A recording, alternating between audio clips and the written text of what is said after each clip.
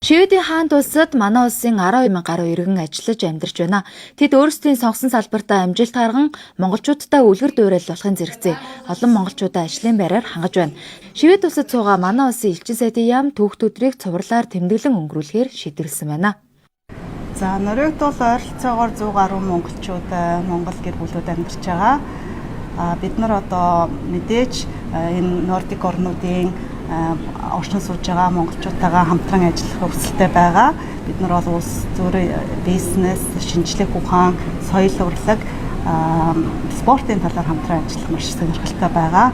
Нарийг улсад төлөөлөөд 7 гишүүн ирчээд энд оролцож байгаадаа маш өндөр сэтгэл өндөртэй байна. Нарийгдах монголчуудын нийгэмлэгээс санаачлаад бүх Скандинавын орн болон Европт байгаа монголчуудыг хамтран ажиллаад Монгол улсынхаа ирээдүйн төлөө бүгдээрээ санаа сэтгэлээ нийлүүлээд хамтран ажиллах гэдэгт найдаж байгаа. Ойр уулзаагаа олон жил уулзаагүй одоо 20-20 жил уулзаагүй суудаа энэ бас таарч уулзуулж байгаа ийм хөө олныг уулзаж байсан үгэнд баярлалаа.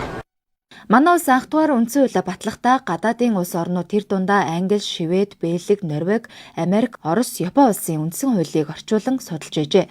Тиймээс өдгөө Шведэд монголчууд олон салбарт амжилттай, үр өгөөжтэй ажиллаж амьдарч байгааг элчин сайд онцолсон байна.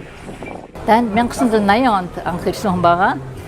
Тэгээд би барыг одоо анхных нь одоо Скандинавын орнд ирсэн монгол хүн байх гэж би бодож байна. Тэгээд энэ одоо 80 оноос хойш бол бид нар их олон зүйлийг хийж амжуулсан.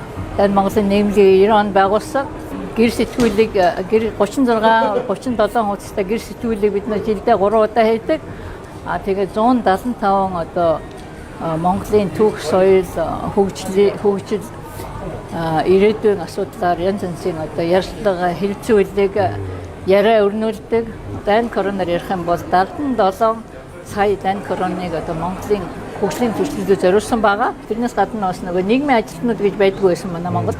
Тэгэхэд бол нийгмийн ажилтнуудыг бол бүр 21 аймагт бид нар бас мэрэгшүүлж одоо багш улсуудыг одоо нийгмийн ажилтан болгож мэрэгшүүлж байсан.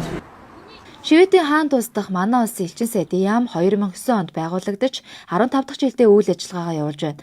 Монгол иргэдтэй консулын болон иргэний бүртгэлийн үйлчилгээг хүртээмжтэй хүргэхийг зорин ажиллаж байна.